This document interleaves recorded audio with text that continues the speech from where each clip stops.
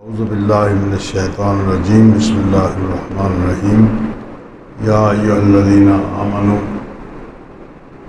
کتب علیکم الصیام کما کتب علی الذین من قبلکم لعلکم تتقون۔ اے ایمان والو، تمہارے لیے روزے فرض کیے گئے ہیں جس طرح کہ آپ سے پہلی امتوں پر فرض کیے گئے تھے۔ مقصد یہ ہے کہ تم متقی بن سکو۔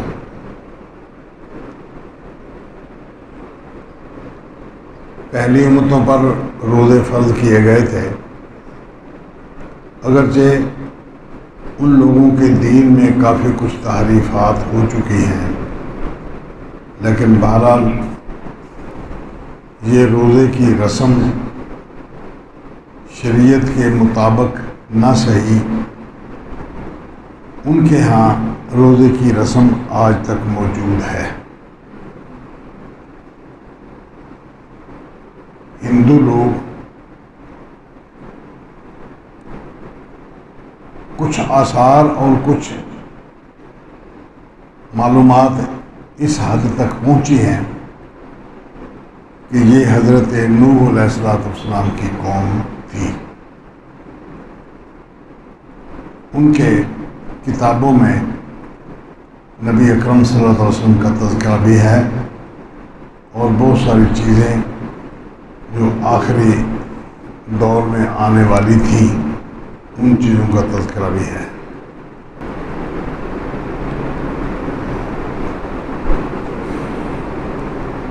ان کا قبلہ آج بھی بیت اللہ الحرام ہے۔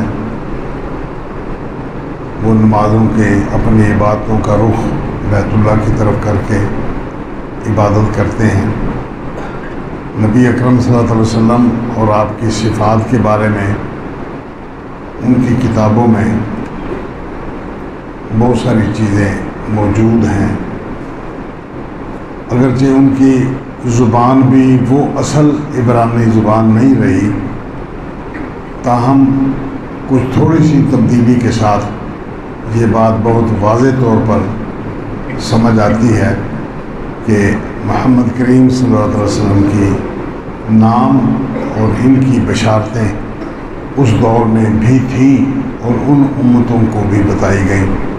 آج وہ امت اپنے مکمل طور پر دین کو اور اپنے اصل دین کو تبدیل تحریف کر چکی۔ ان کے اصل دین جو حضرت نوح علیہ السلام لے کر آئے تھے، ان کی اس موجودہ دین کے اندر اس کا کوئی شعبہ تک بھی موجود نہیں، تاہم نبی اکرم صلی اللہ علیہ وسلم کے متعلق ان کی معلومات یا خبریں بہت زیادہ ہیں، اگرچہ ان کے اندر بھی تحریفات ہو چکی۔ تو آج ہم دیکھتے ہیں کہ ان کے مسلک میں یا ان کے مذہب میں روزہ موجود ہے۔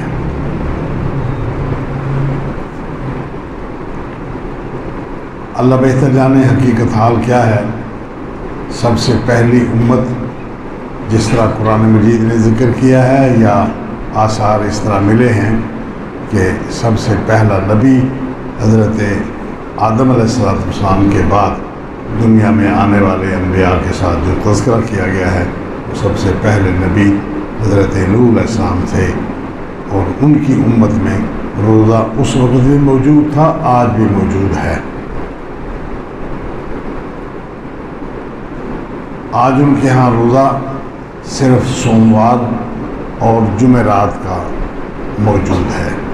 وہ لوگ روزہ رکھتے بھی ہیں، اگرچہ اس انداز میں ان کا شہرہ نہیں یا باہر نکل کر ان کے مسلک کی اس طرح کی پرچار نہیں ہے، لیکن وہ لوگ روزہ رکھتے ہیں۔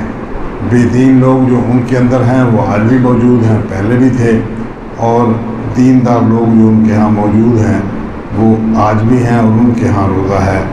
اور اس کی سب سے بڑی دلیل یہ ہے کہ اندرا گاندھی جو وزیر اعظم تھی ہندوستان کی، وہ سوموار کا اور جمعرات کا روزہ رکھا کرتی تھی۔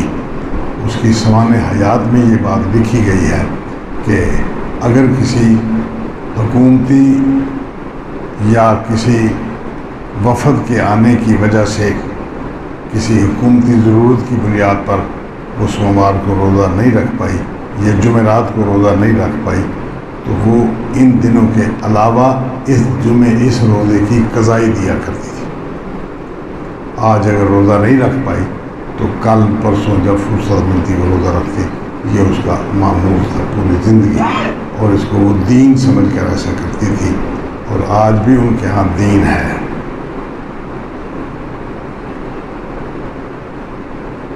یہودیوں میں، عیسائیوں میں بھی روزے کا رواج ہے، وہ لوگ بھی روزہ رکھتے ہیں، اگرچہ اس کے اندر انہوں نے تحریفات کی ہیں۔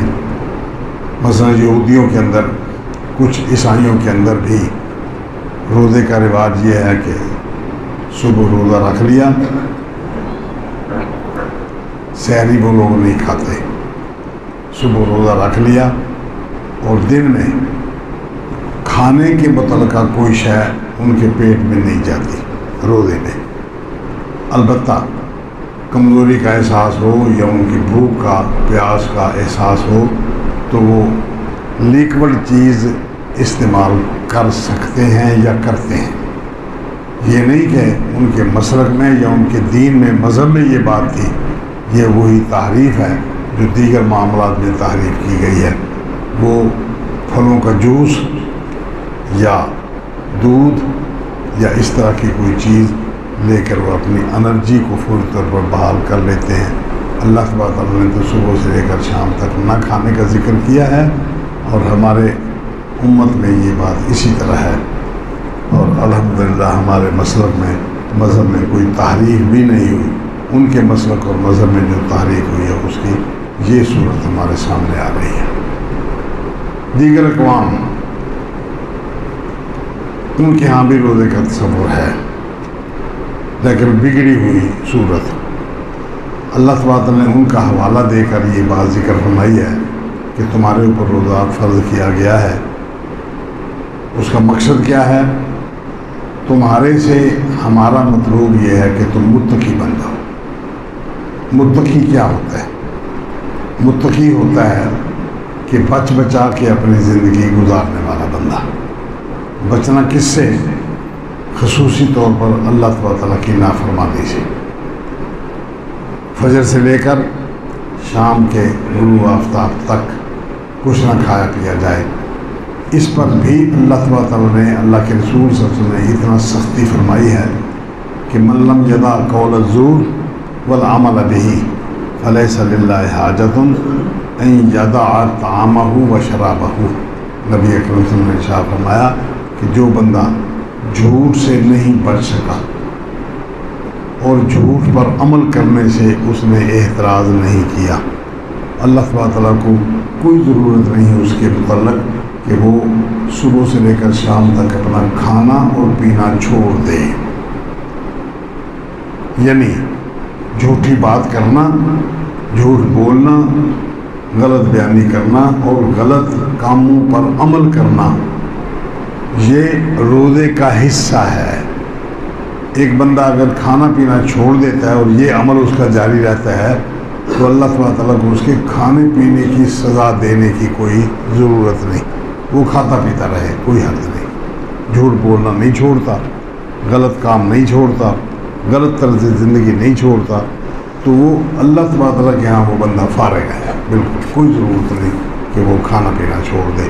یہ بظاہر لوگوں کے سامنے روزہ رکھنا اللہ تعالیٰ کے ہاں اس کی کوئی اہمیت نہیں۔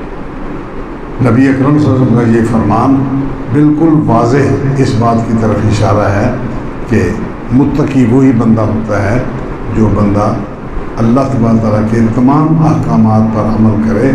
عام حالات میں اگر اس سے جھوٹ وغیرہ یا غلط بیانی یا کسی بری کام کی طرف اس کی توجہ ہو جاتی ہے تو وہ ان دنوں میں خاص طور پر بطور خاص یہ روزے کا حصہ ہے، اس روزے کو مکمل کرنے کے لیے یہ حصہ بھی قابل عمل ہے۔ جو بندہ کھانا پینے کو تو قابل عمل بناتا ہے لیکن وہ اپنی زبان اور اپنے عمل کو قابل روزے کے قابل نہیں بناتا تو صرف کھانا پینا چھوڑ دینا کوئی فائدہ نہیں۔ نبی اکرم صلی اللہ علیہ وسلم نے ایک موقع پر ارشاد فرمایا کہ جو بندہ مجھے اپنے وجود میں دو چیزوں پر پابندی کا ضمانت دے دے، میں اس کو جنت کی ضمانت دیتا ہوں۔ ایک کہ جو چیز اس کے دو رانوں کے درمیان ہے وہ اس کی ضمانت دے کہ وہ اس کو غلط مقام پر استعمال نہیں کرے گا، زنا نہیں کرے گا کسی بھی طور پر۔ قرآن مجید نے ذکر کیا کہ جنت کے ورثاء وہ لوگ ہیں کہ جو لوگ نمازیں قائم کرتے ہیں، جو لوگ خشوع خضوع کرتے ہیں، اور پھر آگے ذکر کیا 5-7 صفتوں کا ذکر کرنے کے بعد والذین هم لفروجہم حافظون، وہ لوگ جو اپنے شرمگاہ کی حفاظت کرتے ہیں، الا علی ازواجہم او ما ملکت ایمانہم، مگر وہ اپنی بیویوں کے لیے یا اپنی لونڈیوں کے لیے جن کا رواج اب دنیا میں نہیں رہا۔ لونڈیوں اور اپنے بیویوں کے ساتھ وہ بے تکلف ہو جاتے ہیں، ان دو مقامات کے علاوہ تیسری کوئی صورت ان کے ہاں اپنے جذبات کو ٹھنڈا کرنے کی باقی نہیں بچتی۔ یہ لوگ فرمایا الا علی ازواجہم، اپنی شرمگاہ کو استعمال کرتے ہیں بیویوں کے لیے یا اپنی لونڈیوں کے لیے۔ جو بندہ اس کے علاوہ کوئی تیسرا راستہ ڈھونڈتا ہے، وہ حلالے کا راستہ ہو یا متع کا راستہ ہو یا صراحتاً زنا کا راستہ ہو یا ہاتھوں کی مدد سے یا کسی اور ذریعے سے، کسی جانور یا کسی اور ذریعے سے، کوئی بھی صورت جب وہ اپنے جذبات کو ٹھنڈا کرنے کی بنائے گا فَأُولَٰئِکَ هُمُ الْعَادُونَ، یہ لوگ حد سے تجاوز کر جانے والے ہیں، یہ لوگ حدود اللہ کی پھلانگ کر آگے نکل جانے والے ہیں۔ جو اللہ تبارک تعالیٰ کی حدود کو پھلانگ جائے گا اس کے لیے مختلف زاویوں سے ذکر کیا۔ ایک مقام پر فرمایا کہ وہ لوگ یہ اللہ کی نافرمانی کرنے والے ظالم ہیں، یہ ظلم ہے، اب ظلم کا بدلہ ان کو دیا جائے گا۔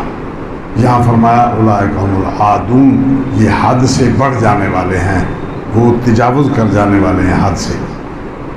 ایک موقع یہ کہ آپ صلی اللہ علیہ وسلم نے ارشاد فرمایا کہ وہ اپنے شرمگاہ کی ضمانت دے مجھ کو کہ وہ غلط مقام پر استعمال نہیں کرے گا، اور صحیح مقام جو ہے وہ صرف بیوی اور لونڈی کا رواج نہیں رہا۔ شریعت نے بیوی 4 تک بیویاں بنا لینے کی اجازت دی ہے۔ اس کا طریقہ کار ایک ہی ہے کہ وہ رشتہ مانگے، پھر اس کے بچی کے ورثاء تک رسائی حاصل کرے، پھر بچی کے ورثاء خود اجازت دیں تو 2 گواہوں کی موجودگی میں اس بچی کا اور بچی کے والدین کی عزت افزائی کے لیے اس کو، جس کو مہر کہا جاتا ہے، وہ مہر اس کا ادا کرے اور پھر عزت احترام سے اس کو اپنے گھر لائے۔ یہ طریقہ کار جو ہے یہ شریعت نے مقرر کیا ہے کہ یہ اس کی ماں باپ کی عزت احترام کے لیے اس کو یہ صلہ ملنا چاہیے، اور وہ خالص بچی کا حق ہے۔ وہ بچی اپنے اختیارات میں سے اپنا اختیار استعمال کرتے ہوئے اس کو استعمال کر سکتی ہے، جو حق المہر کے طور پر اس کے لیے مقرر کیا گیا ہے۔ اللہ اکبر۔ نبی اکرم صلی اللہ علیہ وسلم نے یہ بات بالکل واضح فرمائی، قرآن مجید نے بھی بالکل واضح کی یہ بات، جس سے جڑ کٹ گئی متع کی، حلالہ کی اور اس طرح کی دوسری خباستوں کی جو دنیا کے اندر مذہب کے نام پر یا دین کے نام پر ان کا پرچار کیا جاتا ہے یا مذہب کے نام پر ان کو اجاگر کیا جاتا ہے۔ حلالہ یہ قطعی طور پر حرام ہے، یہ بے حیائی ہے، یہ اللہ اس کے رسول کی نافرمانی ہے، یہ صراحتاً یہ زنا ہے۔ حضرت عمر فاروق رضی اللہ تعالیٰ نے ارشاد فرمایا مجھے پتہ چل گیا کہ حلالہ کیا گیا ہے یا کرتا ہے کوئی بندہ، میں اس کو زنا کی حد لگاؤں گا، جو زنا کی حد شریعت نے مقرر کی ہے۔ آپ صلی اللہ علیہ وسلم نے ایک بات تو یہ فرمائی کہ جو بندہ مجھے اس چیز کی ضمانت دے، دوسری چیز فرمایا ما بینا لحیہ ہے، جو اس کے دو جبڑوں کے درمیان جو چیز ہے، یہ دو جبڑے، ایک دائیں والا جبڑا ایک بائیں والا جبڑا، ان دو جبڑوں کے اندر جو کچھ ہے اس کے منہ میں، وہ اس زبان کے ٹکڑے کو، گوشت کے اس حصے کو وہ غلط استعمال نہیں کرے گا۔ غلط استعمال کیسے؟ دو صورتیں ہیں غلط استعمال کی، یا تو وہ زبان کو غلط استعمال کرے، یا وہ زبان کو غلط استعمال اس طرح کرے کہ زبان پر کوئی غلط چیز رکھ کے اس کو استعمال کرے، حرام، رشوت، سود، جھوٹ، یا ان دو چیزوں میں سے جو بندہ ان دونوں کی مجھے ضمانت دے دے گا کہ وہ زبان کو کنٹرول میں رکھے گا، اللہ اس کے رسول کے احکامات کے مطابق کوئی غلط طریقہ استعمال نہیں کرے گا، میں اس کو جنت کی ضمانت دیتا ہوں کہ میرے پاس جب وہ آئے گا تو میں اس کو جنت لے دوں گا۔ یہ تقوی کی ایک بنیاد ہے۔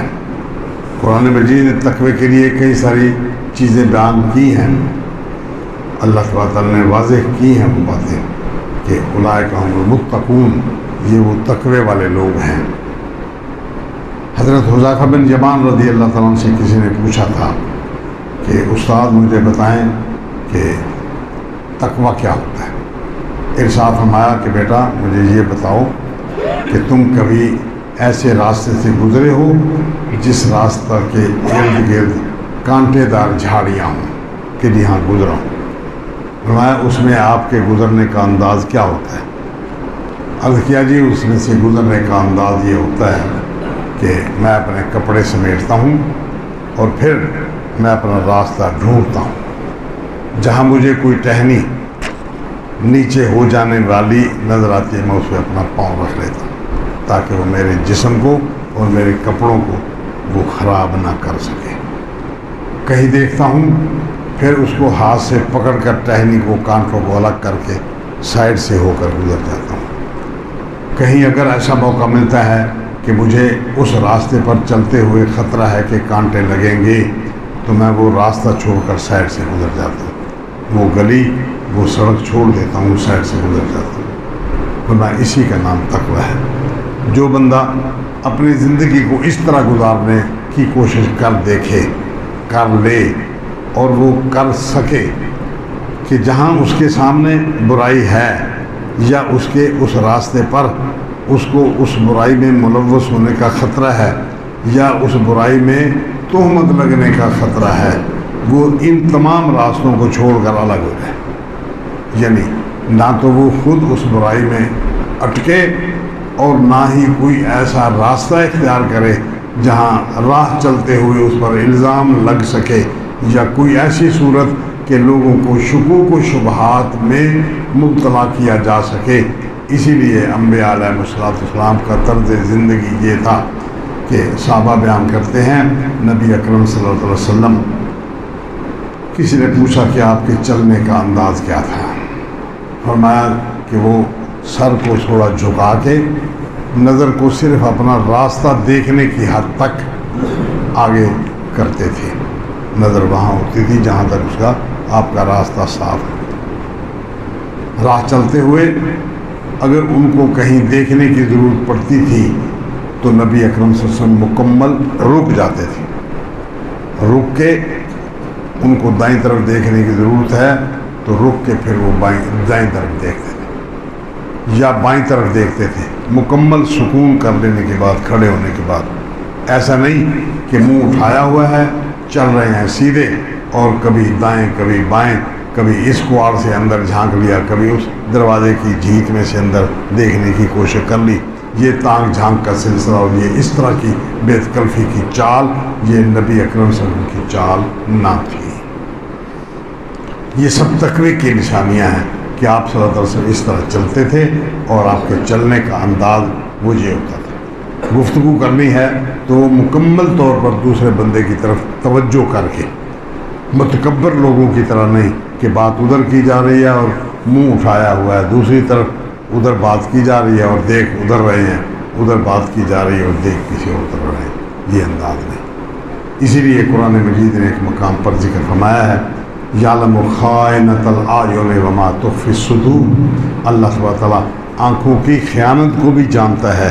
آنکھوں کی خیانت یہ ہے کہ آپ بات تو کر رہے ہیں اپنے ساتھی کے ساتھ، متوجہ ادھر ہیں، لیکن کن اکھیوں سے وہ ادھر بھی دیکھ رہے ہیں ادھر بھی دیکھ رہے ہیں، اپنے تاڑے بیٹھے ہیں کسی اور چیز کو جو غلط ہے، اپنے ساتھی کو آپ یہ متوجہ نہیں کرا سکتے یا اس کو بتانا نہیں چاہتے کہ میں کہاں دیکھ رہا ہوں، لیکن نظر ان کی کہیں اور ہے۔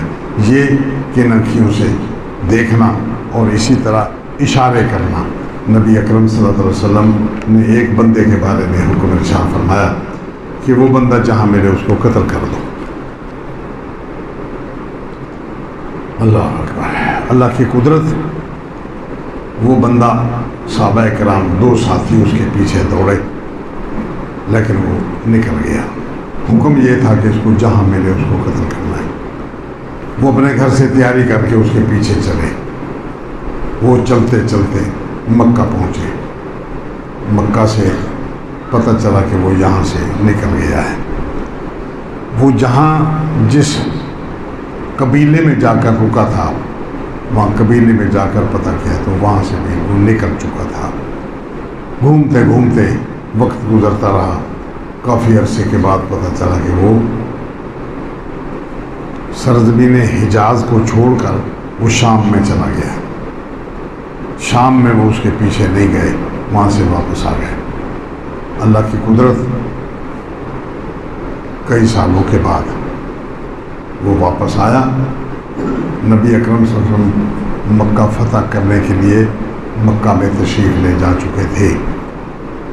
آپ کا معمول تھا کہ فتح ہونے کے بعد آپ وہاں بیٹھ جاتے اور 3 دن تک اس مقام کا انصرام سنبھالتے اور اپنے ساتھیوں کو مقرر کر کے ذمہ داریاں دے کے اور خود چلے جاتے۔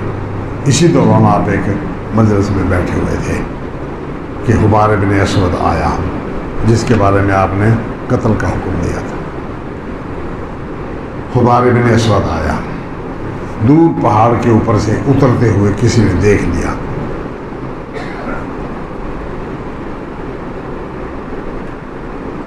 وہ پہنچا، پہنچنے کے بعد آ کے اس نے گفتگو کی، معافی مانگی، اپنے دین کو اللہ تعالیٰ کے رسول صلی اللہ علیہ وسلم کے سامنے قبولیت کا اندیا دیا۔ آپ صلی اللہ علیہ وسلم نے صحابہ کرام کو دیکھا، کیونکہ اس کے بارے میں حکم تھا کہ وہ جہاں مل جائے اس کو قتل کرنا ہے۔ وہ قتل کا حکم منسوخ نہیں ہوا تھا۔ وہ باتیں کرتا رہا، آپ سے معافی مانگتا رہا۔ آپ صلی اللہ علیہ وسلم نے 3 دفعہ صحابہ کرام کی طرف نظر کیا اور دیکھا۔ دیکھنے کے بعد آپ جب بظاہر مجبور ہوئے تو اس کی بات مان لی، آپ نے اس کو معاف کر دیا، اس کا اسلام قبول کر لیا، وہ چلا گیا۔ صحابہ نے نبی اکرم صلی اللہ علیہ وسلم نے بعد میں صحابہ کو ارشاد فرمایا کہ میں نے جب 3 دفعہ آپ کو دیکھا تھا تو آپ میں سے کوئی عقل مند بندہ نہ تھا کہ وہ میرے حکم کو منسوخ ہونے کے پہلے وہ اٹھتا اور اس کو میرے سامنے قتل کر دیتا۔ 3 دفعہ آپ نے دیکھا اور 3 دفعہ بھی کوئی بندہ نہ اٹھا اور آپ کا حکم پورا نہ کر پایا۔ صحابہ کہتے ہیں یا رسول اللہ آپ ہمیں آنکھ کا اشارہ کر دیتے، اگر یہی بات تھی تو آنکھ کا اشارہ کر دیتے۔ ارشاد فرمایا کہ واہ، کمال کی سوچ ہے۔ نبی اور آنکھوں کے اشارے یہ 2 چیزیں نہیں ہوتی۔ نبی جو بات کرتا ہے، جو عمل کرتا ہے، وہ کھلی کتاب ہے لوگوں کے لیے۔ کسی بندے کو اس کے اندر آنکھوں کے اشارے سے، اس کو خفیہ اشارے سے کوئی حکم دے دینا یا بات کر دینا، اشارہ کر دینا، یہ نبی کا کام نہیں ہے۔ نبی اور آنکھوں کے اشارے یہ نبوت کا کام نہیں ہے۔ میرا عرض کرنے کا مطلب یہ تھا کہ کوئی بھی ایسا عمل جو آنکھوں کے اشارے سے ہو، زبان کے اشارے سے ہو، وہ اشارے کناؤں سے ہو، یا وہ خفیہ انداز میں کوئی بات ہو، ایک آدمی کو ان باتوں کے ذریعے متقی نہیں کہا جا سکتا۔ اعتقاد اور بات ہے، توحید ہے، رسالت ہے، انبیاء پر ایمان ہے، کتابوں پر ایمان ہے، یہ سب ایمان کی باتیں ہیں، لیکن اس کے ساتھ ساتھ جب عمل کی بات آئے گی تو عمل ہر بندے کا عمل کھلی کتاب ہے، وہ دوسروں کے سامنے اشارے کنائے سے بات نہیں، جائز ہی نہیں۔ اس کا نام تقوی ہے۔ قرآن میں کہتا ہے لعلکم تتقون، تاکہ تم متقی بن جاؤ۔ اب متقی کس طرح بنا جائے گا؟ یہی وہ ذرائع ہیں، کھانے پینے سے لے کر آنکھوں کے اشارے تک، یہ خفیہ انداز اور خفیہ طریقے پر کسی کو قتل کرنا ہے، کسی کو غلط کاری کے آمادہ کرنا ہے، کسی کو اشارے کنائے سے اٹھا دینا ہے، کسی کو بٹھا دینا ہے، یہ ساری کی ساری باتیں دھوکے دہی کی باتیں ہیں۔ اور متقی آدمی، اللہ تعالیٰ سے ڈرنے والا بندہ، وہ اس طرح کے کوئی کام جہاں اس کی عزت پر حرف آتا ہو یا جہاں اس کے دین کی بات خراب ہوتی ہو، وہاں اس کو بالکل کوئی ایسے کام نہیں کرنا چاہیے۔ تو شریعت نے یہ بات ذکر فرمائی لعلکم تتقون، تاکہ تم متقی بنو۔ اب متقی بننے کے لیے یہ تمام چیزیں اسی بات کی طرف اشارے ہیں،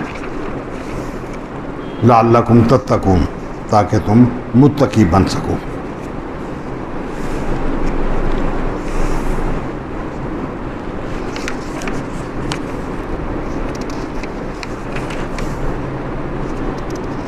قرآن مجید نے یہی انداز اختیار فرمایا ہے کہ لیس البر ان تولوا وجوہکم قبل المشرق والمغرب، نیکی یہ نہیں کہ تم مشرق کی طرف یا مغرب کی طرف منہ کر لو اور بات اللہ تبارک تعالیٰ کے ہاں نیکی لکھی جائے، بلکہ نیکی یہ ہے من آمن باللہ، جو اللہ پر ایمان لے آیا اور پھر اس کے بعد بات سچی کی، اس کے بعد فرشتوں پر ایمان لے آیا، کتابوں پر ایمان لے آیا، انبیاء پر ایمان لے آیا، جنت دوزخ پر عمل کیا، اس نے ایمان قبول کیا، یہ اعتقاد اپنے اندر جما لیا، عقیدتاً وہ ان چیزوں کے ساتھ نتھی ہو گیا، متعلق بن گیا۔ اور اس کے ساتھ ساتھ وہ آت المال علی حبہ، مال کی محبت کے باوجود اس نے اپنے قریبی رشتہ داروں کو دیا، دوست احباب کو بھی دیا، غربا مساکین کو بھی دیا، اور اس نے وعدہ پورا کیا، پھر اس نے اپنے عہد معاہدے کو بھی پورا کیا اور بات سچی کرتا رہا۔ یہ سب آخر میں ذکر فرمایا اولئک ھم المتقون، یہ لوگ متقی ہیں۔ یعنی تقوی کی یہ صفات اللہ تبارک تعالیٰ نے جو بیان فرمائی، اللہ تبارک تعالیٰ چاہتا ہے کہ رمضان المبارک کے اس مہینے میں جہاں روزہ رکھنا ہے وہاں ان چیزوں کو بھی نئے سرے سے پکا کرنا ہے، کہ اپنے ایمان کو بھی مضبوط بنانا ہے اور اپنے عہد معاہدے کو بھی مضبوط کرنا ہے، پکا کرنا ہے، صحیح سمت میں چلنا ہے، زبان پر بھی کنٹرول رہنا ہے، اور معاہدوں کے پکا کرنے کے ساتھ ساتھ مال کی محبت کے باوجود غربا مساکین کو دینا ہے اور مہاجرین کو دینا ہے۔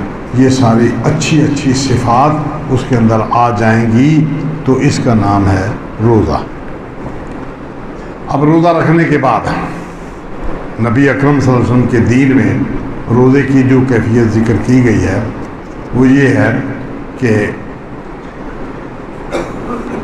اگر کوئی مستور روزہ رکھے ہوئے ہے اور ہنڈیا پکاتے ہوئے اس کو نمک چکھ لینے کی ضرورت محسوس ہوتی ہے تو وہ ہنڈیا سے ایک قطرہ شوربے کا لے، اس کو زبان پہ رکھے، اس کو تھوک دے، اندر نہ کوئی شے جائے۔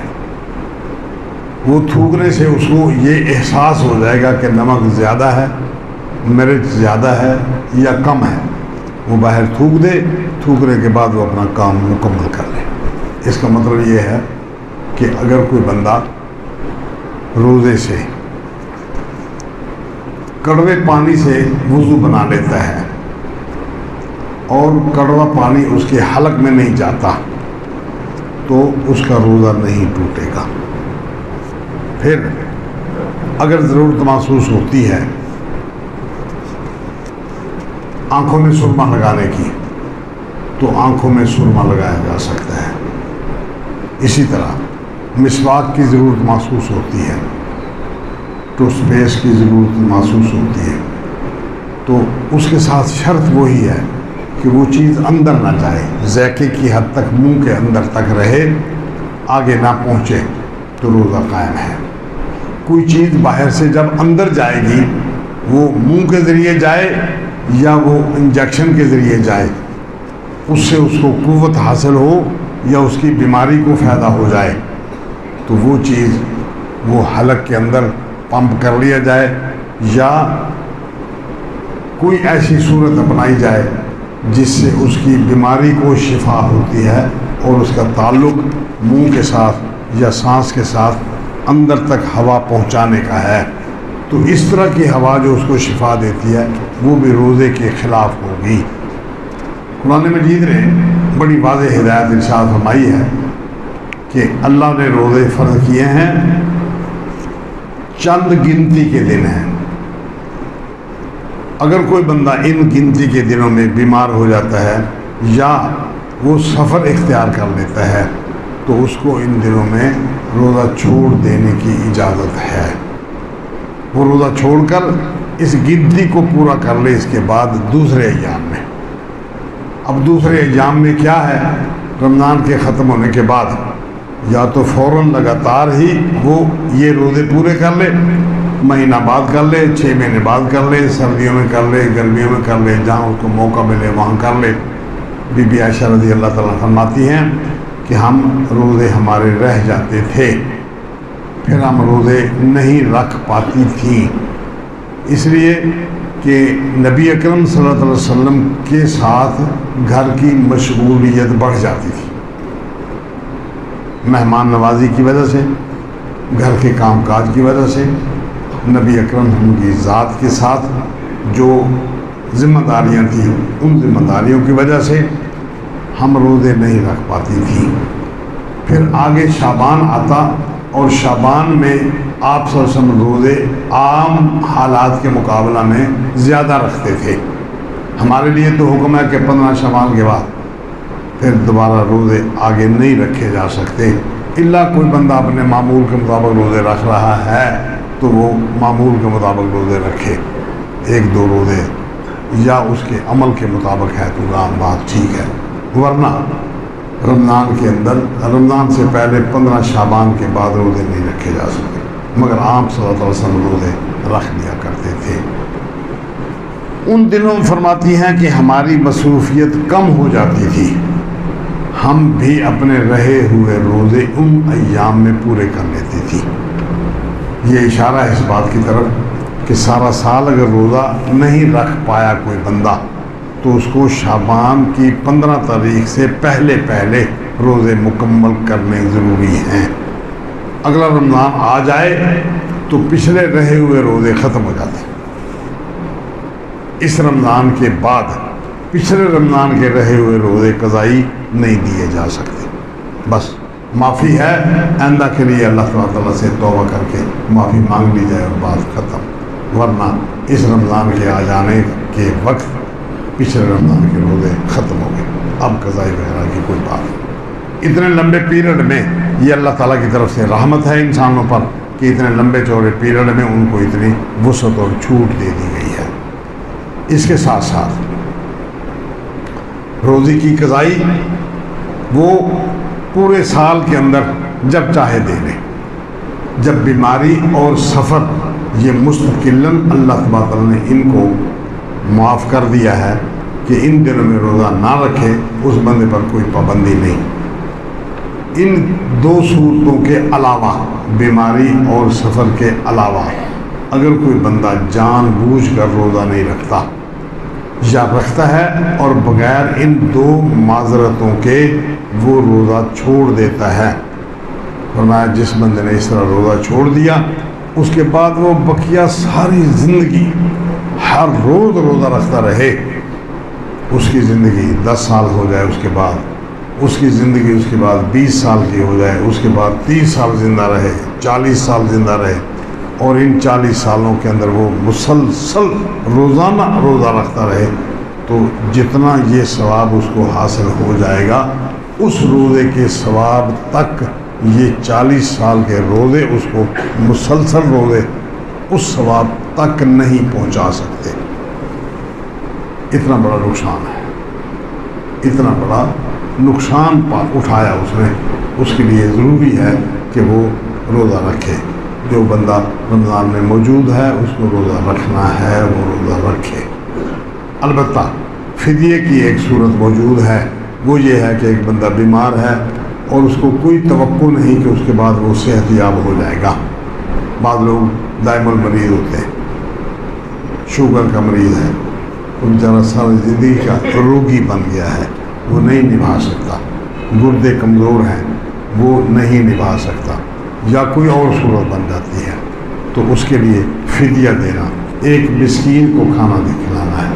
وہ مسکین اس کو کہتے ہیں جس مسکین کے پاس مانگنے کی عادت نہیں، مانگتا نہیں، کاروبار کرتا ہے، اپنا عزت احترام سے رہتا ہے، لیکن اس کی گھر کی بنیادی ضرورتیں پوری نہیں ہوتی، یہ ہے مسکین۔ فقیر وہ بندہ ہے جو چل کے دیکھے دروازے پر چلا گیا اور بھیک مانگنے لگ گیا، یہ فقیر ہے، اس کو بھی دے دینا چاہیے لیکن زکوٰۃ کی مد میں۔ فدیہ کے لیے صرف وہی ہے کہ وہ مسکین کو کھانا کھلائے۔ کھانا کھلانے کی دو صورتیں ہیں، یا تو مکمل راشن اٹھا کے اس کو دے دیا، یا پھر روز مرہ کے بنیاد پر جو گھر میں کھانا کھایا جاتا ہے اسی کو اٹھا کے دوسرے کو دے دیا۔ اسی معیار کے مطابق جو بندہ دے رہا ہے اس کا معیار وہی ہوگا جو اس کے اپنے گھر کا معیار ہے، اس کے خرچ اخراجات کا معیار وہی ہوگا جو وہ خود گھر میں اپنے بچوں کو کھلاتا ہے۔ غریب غریب کے ساتھ معیار کے مطابق، امیر امیر کے معیار کے مطابق وہ اس کو کھانا کھلائے گا، اس کی طرف سے وہ فدیہ ہو جائے گا۔ اس میں کچھ نظریات ہیں۔ کچھ لوگ کہتے ہیں کہ میں کسی دوسرے کو روزہ رکھوا رہا ہوں، وہ تلاش کرتے ہیں ایسا بندہ جو میرا کھانا کھا کے میری طرف سے روزہ رکھ لے۔ یہ تصور غلط ہے۔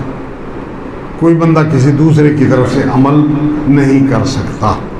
روزہ جو وہ خود رکھے گا تو وہ کسی دوسرے کا وہ روزہ نہیں رکھ سکتا، اس لیے کہ ایک دن میں 2 روزے کس طرح ہو سکتے؟ ایک دن میں 2 روزے نہیں ہوتے، ایک روزہ ہوگا۔ تو ایسی صورت میں اس بندے کے لیے ضروری ہے کہ وہ ایک مسکین کو کھانا کھلائے، وہ مسکین اپنا روزہ رکھے، کوئی شرط نہیں کہ وہ روزہ رکھے۔ اگر کوئی مسکین روزہ نہیں بھی رکھ سکتا اپنی بیماری کی وجہ سے، اپنے حالات کی وجہ سے، یا وہ رکھنے کے قابل ہی نہیں رہا لیکن ہے وہ مسکین ہے، یہاں صرف مسکنت کی شرط ہے، کسی اور نیکی یا برائی کی شرط نہیں ہے۔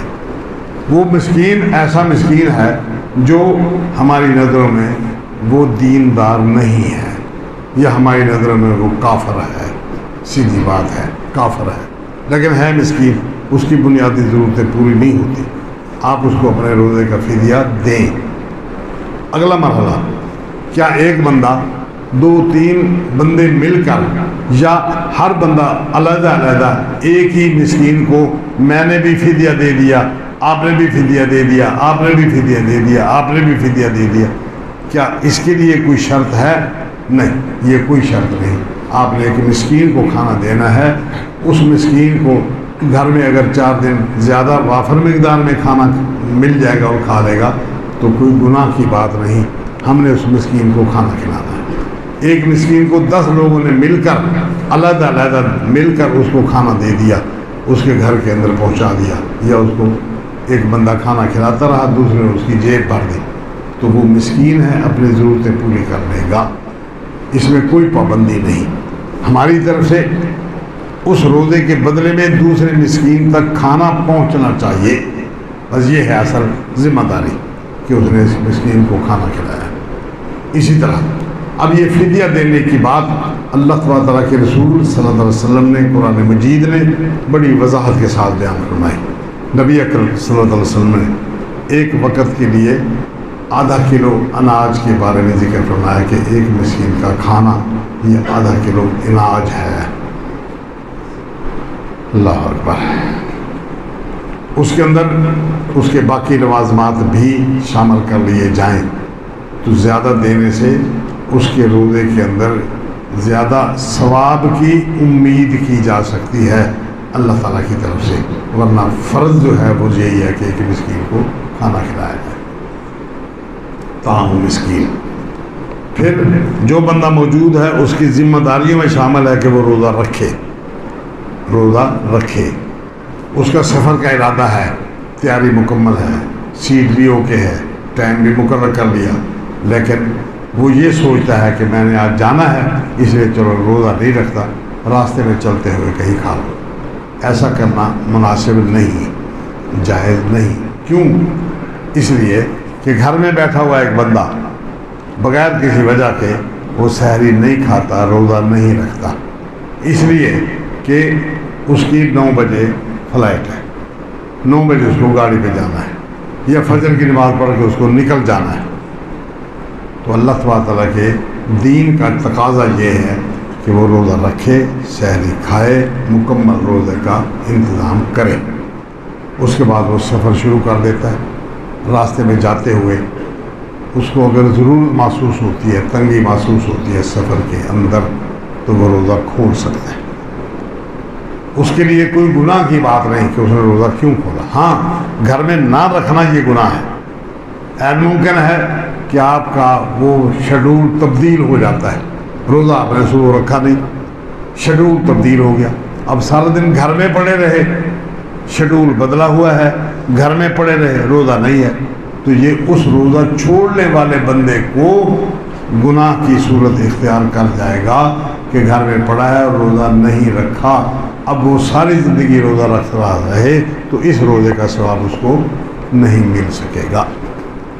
سمجھ آ رہی ہے بات؟ اب اس کے بعد اگر اس کو ضرورت محسوس ہوتی ہے تو وہ روزہ کھول دے، اس کے لیے اجازت ہے۔ بیمار ہو جاتا ہے ایک بندہ، حادثاتی طور پر بیمار ہو گیا، کوئی حادثہ ہو گیا، بیمار ہو گیا، اس کو فوری طور پر ایڈ کی ضرورت ہے تو وہ روزہ کھول دے۔ بعض لوگ دیکھے گئے ہیں، سنے گئے ہیں کہ روزہ نہیں کھولا، میں مر جاؤں گا، روزہ نہیں کھولوں گا۔ یہ کوئی تقویٰ نہیں، یہ دین اسلام پر عمل نہیں۔ دین اسلام پر عمل یہ ہے کہ آپ روزہ کھول دیں جب اللہ تبارک تعالیٰ نے اجازت دی ہے کہ بیمار ہے یا سفر ہے تو وہ روزہ کھول دے، روزہ نہ رکھے، دوسرے دن گنتی کر لے گا ایک روزہ۔ اب رمضان کا روزہ میں نے کبھی نہیں چھوڑا جی، اس لیے مر جاؤں گا، تکلیف برداشت کر لوں گا، روزہ نہیں چھوڑوں گا، یہ تقویٰ نہیں ہے۔ تقویٰ یہ ہے کہ اللہ تعالیٰ نے جو سہولت مہیا کی ہے اس سہولت کو اختیار کیا جائے، لے لیا جائے اور اللہ تعالیٰ کی دی ہوئی سہولتوں سے فائدہ اٹھایا جائے، یہ تقویٰ ہے۔ یہ تقویٰ نہیں کہ اپنے آپ کو ہلاکت میں ڈالا جائے۔ اب اس تقوی کی نوعیت کیا ہے؟ سفر میں کچھ لوگوں نے روزہ رکھا ہوا ہے، کچھ نے نہیں رکھا سفر کی وجہ سے۔ صحابہ کرام میں سے کسی بندے نے نہ روزہ رکھنے والے پر اعتراض کیا نہ رکھنے والے پر اعتراض کیا، زندگی گزرتی رہی۔ پھر ایک مرحلہ آیا کہ کچھ لوگوں نے روزہ رکھا ہوا ہے سفر میں، کچھ لوگوں نے روزہ نہیں رکھا۔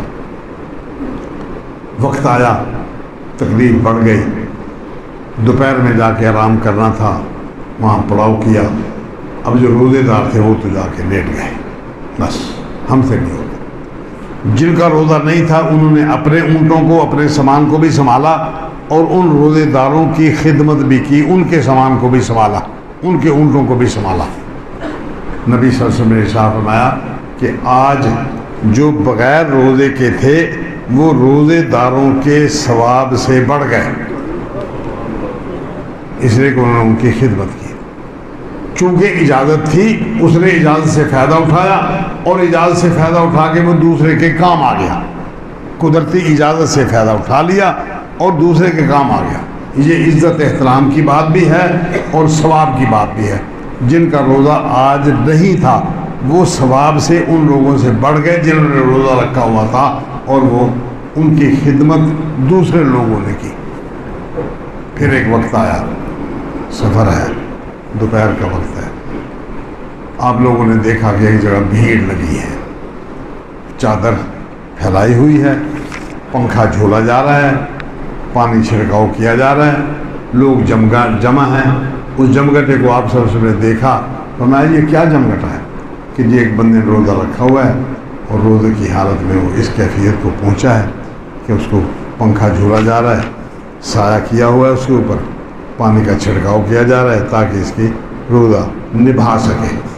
آپ نے ارشاد فرمایا لیسا من البر الصیام فی السفر، سفر میں روزہ رکھنا یہ کوئی نیکی نہیں کہ ایک بندے نے روزہ رکھا ہوا ہے، آپ وہ ہلکان ہو رہا ہے، اس حد تک تکلیف کو پہنچا ہوا ہے، دوسرے لوگوں کو اس نے پھانسی چڑھایا ہوا ہے کہ کوئی اس کو پنکھا جھول رہا ہے، کوئی پانی ڈال رہا ہے اس کے اوپر، چھڑکاؤ کر رہا ہے، کوئی اس کو کسی طریقے پر سائے کے کر رہا ہے. اتنے لوگوں کو ایک بندے نے مصروف کر رکھا ہے، اتنے لوگ ایک بندے کی خدمت میں ہیں. بھائی یہ کوئی نیکی نہیں کہ اتنے بندوں کے لیے مصیبت کا باعث بن گیا ہے ایک بندہ. اب آپ دیکھیں کہ سفر میں، بیماری میں، کیا کوئی بندہ دوسروں کی تکلیف کا باعث بنا ہے تو یہ کوئی نیکی کا کام نہیں کیا. اگر وہ اپنا کام خود سنبھال لیتا ہے، روزہ کھول دیا، ٹھیک ہے کھول دیا. اب پھر مرحلہ آتا ہے کہ عصر کے بعد شام کے قریب جا کے ایک بندے کو حادثاتی طور پر شوگر ڈاؤن ہو گئی، ڈاکٹر کہتا ہے فوری طور پر دوائی دی جائے. یا حادثہ ہو گیا ہے، وہ ہوش حواس میں، حادثہ ہو گیا، خون نکل رہا ہے. اچھا ڈاکٹر کی تجویز ہے کہ فوری طور پر یہ دوائی کھاؤ اور یہ مرہم لگاؤ، یہ ٹیکا لگاؤ، یہ کرو وہ کرو. وہ کہتا نہیں جی مر جاؤں گا، روزہ نہیں چھوڑنا، رمضان کا روزہ. بھائی رمضان کے روزے کا ثواب بعد میں بھی مل جائے گا کہ آپ کی مجبوری اللہ تعالیٰ کی طرف سے، اس کے رسول صلی اللہ علیہ وسلم کی طرف سے جو اجازت ملی ہے اس سے اجازت سے فائدہ اٹھائیں. یہ ثواب آپ کو بعد میں مل جائے گا جب روزہ رکھیں گے. تو اپنے آپ کو ہلاک کرنا، نبی صلی اللہ علیہ وسلم نے سفر میں دیکھا، عصر کے بعد ہے، تکلیف تھی یا کوئی بیمار تھا یا کیا وجہ، کوئی وجہ وہاں ذکر نہیں کی گئی کہ فلاں سبب سے آپ صلی اللہ علیہ وسلم نے لوگوں کو حکم دیا کہ وہ روزہ کھول دیں.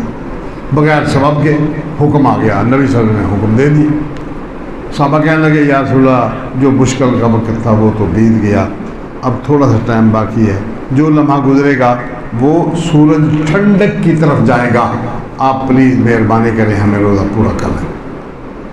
یہ بات آپ صلی اللہ علیہ وسلم کے سامنے بڑی عجیب تھی، اس لیے کہ نبی اکرم کے سامنے تعویلیں کر کے، حجت بازی کر کے ان کے حکم کو ٹالا نہیں جا سکتا. نبی صلی اللہ علیہ وسلم پریشان ہوئے، بی بی ام سلمہ رضی اللہ تعالیٰ عنہ ساتھ تھیں، ان کے خیمے میں تشریف لے گئے. بی بی صاحبہ نے دیکھا، عرض کیا یا رسول اللہ میرے ماں باپ قربان ہوں، آپ کیوں گھبرائے ہوئے، کیوں پریشان ہیں؟ ارشاد فرمایا کہ میں لوگوں کو کہتا ہوں روزہ کھول دیں، وہ نہیں کھولتے. بی بی صاحبہ وہ فرماتی ہیں کہ اللہ کے رسول اس میں گھبرانے کی کون سی بات ہے، یہ لیں آپ پانی کا پیالہ پکڑیں، لوگوں کے سامنے جا کے روزہ کھول دیں. اب سفر میں تھے، آپ نے وہاں جا کے روزہ کھول دیا، سارے صحابہ نے روزہ کھول دیا. بعد میں آپ کو پتہ چلا کہ کچھ لوگوں نے اب بھی چوری چھپے روزہ رکھا ہوا ہے. آپ نے فرمایا اولئک العصاۃ، یہ نافرمان لوگ ہیں، حکم دور لوگ ہیں، یہ بات نہیں مانتے، اللہ تعالیٰ کے ہاں ان کو نافرمان لکھا گیا. اس کا مطلب کیا ہے کہ ضرورت ہے، سفر کی وجہ سے، بیماری کی وجہ سے، شام کے 5 منٹ پہلے، روزہ افطار کرنے سے 5 منٹ پہلے حادثہ ہو جاتا ہے، بیماری کا حملہ ہو جاتا ہے. ان 5 منٹوں کے اندر ہی فیصلہ ہونے والا ہے. اب ڈاکٹر کی تجویز یہ ہے، لوگوں کی تجویز یہ ہے، اس کی طبیعت کا تقاضا یہ ہے کہ فوری طور پر روزہ کھولا جائے. بھائی اس وقت روزہ کھول دینے سے آپ کے پورے دن کا روزہ رکھا ہوا وہ ضائع اور بیکار نہیں جائے گا. یہ ایک مجبوری ہے، اللہ اس کے رسول نے اس مجبوری سے یہ ریلیف دیا ہے اس کو قبول کریں اور اس کے بدلے میں ایک روزہ اور رکھ لیں. اللہ تعالیٰ کے ہاں کوئی مشکل نہیں ہے کہ وہ اس دن کا ثواب بھی پورا دے دے اور رخصت پر عمل کرنے کا ثواب بھی ڈبل دے دے. بعد میں روزہ رکھ لے گا تو ثواب اور ڈبل ہو جائے گا. اللہ کی فرما برداری کرنے میں انسان کی سعادت ہے اور یہی اس کے لیے خوش نصیبی ہے کہ وہ اللہ تعالیٰ کے احکامات پر عمل کر رہا ہے دکھ اور تکلیف سے. اس لیے کہ جب اللہ تعالیٰ کے رسول صلی اللہ علیہ وسلم کے احکامات پر عمل نہ کیا جائے تو نتیجہ بہت غلط نکلتا ہے. امام بخاری رحمہ اللہ کے راوی ہیں. اللہ اکبر. حضرت سعید ابن مسیب رحمہ اللہ بہت بڑے محدث ہیں. امام بخاری رحمہ اللہ کے استاد ہیں. وہ فرماتے ہیں کہ میرا دادا نبی صلی اللہ علیہ وسلم کی خدمت میں حاضر ہوا. آپ نے فرمایا تیرا نام کیا ہے؟ وہ کہتے ہیں میرا نام ہے حزن. حزن کا معنی ہے غم، پریشانی، دکھ، تکلیف. آپ صلی اللہ علیہ وسلم کا نام سنا، فرمایا یار تیرا نام کوئی اچھا نہیں ہے، تو حزن کا نام بدل لے اور اپنا نام رکھ لے سہل. سہل کا معنی ہے خوشیاں، سہولت، نرمی اور خوشیاں. وہ کہتا ہے اللہ کے رسول میرے ماں باپ نے نام رکھا ہے، میں ان کا رکھا ہوا نام بدلنا نہیں چاہتا. چلو آپ خاموش ہو گئے. اب یہ ہے اللہ تعالیٰ کے رسول کی پسند اور اس بندے کی ناپسندیدگی. اللہ کے رسول صلی اللہ علیہ وسلم کا ہلکا پھلکا سا حکم جو فرض نہیں تھا لیکن اس بندے کی طرف سے اس ہلکے پھلکے حکم کی طرف عدم توجہی. حضرت سعید ابن مسیب فرماتے ہیں کہ میرے دادا کا یہ عمل، نبی صلی اللہ علیہ وسلم خاموش ہو گئے. ہماری نسل میں، میرے دادا کی آگے نسل میں یہ بات اللہ تعالیٰ نے مقدر کر دی ہے کہ ہمارے چہروں پر حزن و ملال ہی ظاہر ہوتا ہے، ٹپکتا رہتا ہے. ہم اندر سے کتنے خوش ہوں، دیکھنے والا ہمیں دیکھ کر وہ ہمارے چہرے مورے سے ہمارے بارے میں یہ فیصلہ نہیں کر پاتا کہ یہ بندہ خوش ہے. اس کو یہی محسوس ہوتا ہے کہ یہ بندہ اندر سے بہت غمگین ہے، بڑا دکھی ہے. ہم اندر سے خوش ہیں، ہم اندر سے خوش ہیں، دل ہمارا بہت خوش ہے، بہت چاہتا ہے. لیکن دیکھنے والا کہتا ہے کہ یہ ابو حسن قمطریرہ، اس کے چہرے کی جھریاں، اس کے چہرے کے اثرات وہ اس کو خوش نہیں دکھا سکتے. یہ اتنا سا بھی اللہ تعالیٰ کا قانون بندے کے اوپر اثر انداز ہوتا ہے. جو بڑے بڑے نافرمان ہیں ان کی زندگی کیسے گزرتی ہوگی؟ یہ تو وہ بندہ ہے جس کو معمولی سا ایک حکم دیا اور آپ صلی اللہ علیہ وسلم نے حکم دینے کے بعد اس نے نہیں مانا، حالانکہ یہ فرض نہیں تھا. مان لینے میں بڑی سعادت ہے، مان لینے میں، اللہ اس کے رسول کی بات کو مان لینے میں. بس سمینا و اطعنا، یہ طریقہ کار یہودیوں کا ہے. سمینا و عصینا، ہم نے سن لی بات نہیں مانتے. یہ یہودیوں کا طریقہ ہے جن پر غضب نازل ہوا، جن کو بندر اور خنزیر بنا دیا گیا، جن کو مسکنت لازم ہو گئی کہ مسکینی ان کے اوپر لکھ دی گئی. وہ لوگ کبھی خوشیاں اس انداز کی نہیں ظاہر کر سکتے جو ایک بندے کو فطری طور پر خوشیاں ہونی چاہیے. یہ نسل بعد نسل چلی آ رہی ہے، بات آج تک چلی آ رہی ہے، قیامت تک چلے گی جب تک یہ نسل موجود ہوگی. اس لیے مان لینے میں بڑی سعادت ہے. اب یہ دیکھیں کہ آپ کے سامنے اللہ تعالیٰ کے رسول کا حکم آیا، بس سمجھ آئی ہے نہیں آئی ہے، فوری طور پر سمجھ گئے، بات کی تہ تک پہنچ گئے، یا ابھی کچھ پتہ نہیں چلا. بات آپ نے سنی ہے، اس کو ناپسندیدگی کا اظہار نہ کریں. عمل نہیں کر پا رہے، سمجھ لیے بات، کوئی حل نہیں. کل کو صحیح، پرسوں کو صحیح، کہیں اور پوچھیں، کہیں اور سے تحقیق کریں کہ یہ بات صحیح بھی ہے یا نہیں. جب اللہ کے رسول کی بات سمجھ آ جائے یا پتہ چل جائے اس کے بعد عمل کرنا شروع کریں. یہ کوئی گناہ نہیں ہے، یہ کوئی گناہ نہیں کہ آپ نے فوری طور پر عمل نہیں کیا، اگرچہ یہ بہت بڑی سعادت ہے. قرآن مجید کہتا ہے کہ ہم ان کے دلوں کو اور ان کی آنکھوں کو پھیرتے رہتے ہیں کما لم یؤمنوا بہ اول مرۃ، جس طریقے پر انہوں نے پہلی دفعہ سن کر ہی اس پر ایمان قبول نہیں کیا۔ وَنُقَلِّبُ أَفْئِدَتَهُمْ وَأَبْصَارَهُمْ، ہم ان کے دلوں کو پھیر دیتے ہیں، ان کی آنکھوں کو پھیر دیتے ہیں، حق بات ان کو سمجھ نہیں آتی۔